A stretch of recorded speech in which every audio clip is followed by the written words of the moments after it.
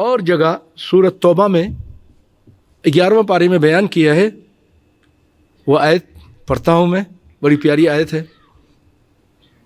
الہ العالمین ارشاد فرماتا ہے ان اللہ اشترى من المؤمنین انفسهم واموالهم بأن لهم الجنة يقاتلون في سبيل الله فيقتلون ويقتلون.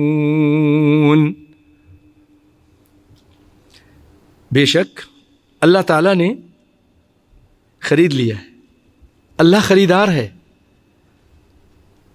من المؤمنین، مومنوں سے. کیا خریدا ہے؟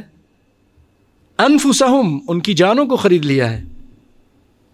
واموالہم، ان کے مال کو بھی.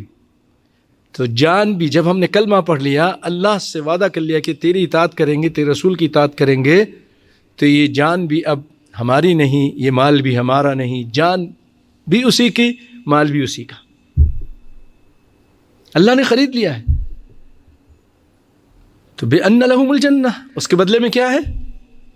جنت.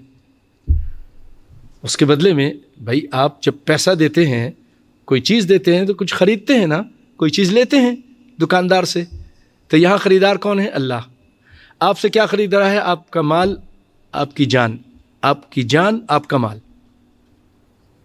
بڑی اہم بات ابھی ایک کروں گا انشاءاللہ.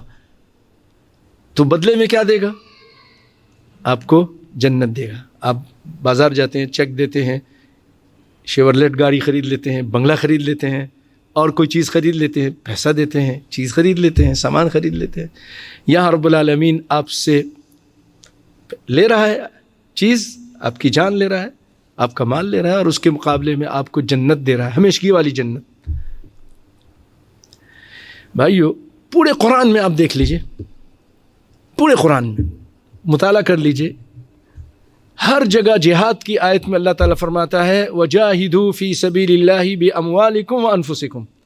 جہاد کرو اللہ کے راستے میں اپنے مال کے ساتھ، اپنی جان کے ساتھ. میرے ساتھ ہیں نا آپ لوگ؟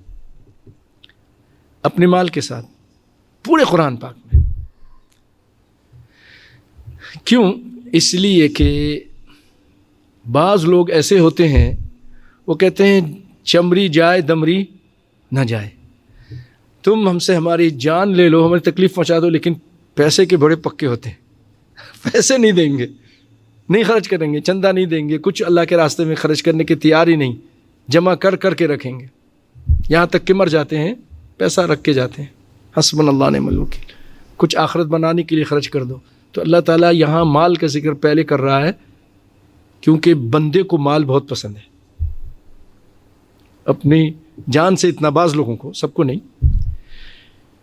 تو یہاں پر اس آیت میں، سورہ توبہ کی اس آیت میں 111 آیت نمبر 111، یہاں اللہ تعالیٰ نفس کا ذکر پہلے کر رہا ہے اور مال کا ذکر بعد میں کر رہا ہے.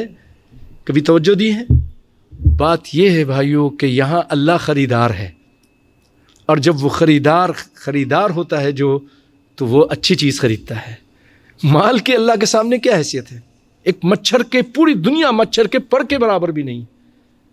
اس کی تو یہ نفس، جو نفس مطمئنہ ہو،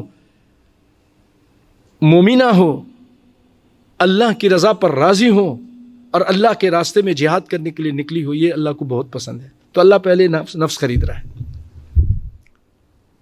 اور کیونکہ اللہ خریدار ہے، آپ بھی جب کوئی چیز خریدنے جاتے ہیں اور آپ کی جیب اجازت دیتی ہو تو اعلیٰ کوالٹی کی چیز لیتے ہیں. سب یہی کرتے ہیں. تو اللہ رب العالمین بھی سب سے اعلیٰ کوالٹی کی چیز لے رہا ہے. اللہ اکبر. اللہ تعالی ہم سب کو جنت نصیب فرمائے. آمین یا رب العالمین.